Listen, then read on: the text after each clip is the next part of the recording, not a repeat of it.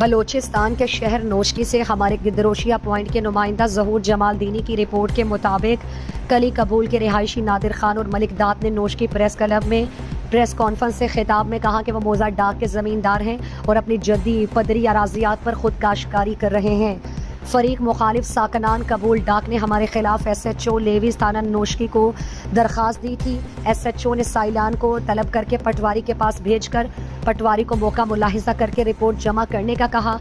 پٹواری نے رپورٹ ثبوت کے بنا پر ہمارے حق میں جمع کیا۔ ایس ایچ او نے ہم فریقین کو جناب جوڈیشل مجسٹریٹ کی عدالت میں بذریعہ استغاثہ پیش کیا۔ معزز عدالت سے ہم نے حفظ و امان کی ضمانت جمع کر دی، مگر اس کے بعد مخالفین نے سیاسی اثر و رسوخ استعمال کر کے سائلان کو اپنی اراضیات سے بند کر دیا۔ جب ہمیں اس بابت علم ہوا تو ہم نے اسسٹنٹ کمشنر نوشکی کے سامنے پیش ہو کر اپنے دستاویزات اسسٹنٹ کمشنر کو پیش کیے، جس پر اے سی نوشکی نے ہمارے حق میں فیصلہ دے کر اراضیات پر کام جاری رکھنے کا حکم صادر فرمایا، جس پر فریق مخالف نے ڈپٹی کمشنر کو درخواست دے کر اصل حقائق مسح کر کے ڈی سی آفس سے اراضیات پر کام بند کرنے کا یک طرفہ حکم حاصل کیا اور سائلان کے خلاف غیر قانونی کارروائی شروع کی، اور ایس ایچ او لیویز تھانہ نوشکی نے قبائلی سردار کی ایما پر اپنے عہدے کا غلط استعمال کر کے سائلان کو بغیر کسی جرم کے پورا ایک دن لیویز لاک اپ میں بند رکھا اور دوران حراست سائلان پر دباؤ ڈالتے رہے کہ وہ اپنی اراضیات سے دستبردار ہو جائیں۔ بس صورت دیگر سائلان کے گھر روزانہ چھاپا مار کر بے عزتی کرنے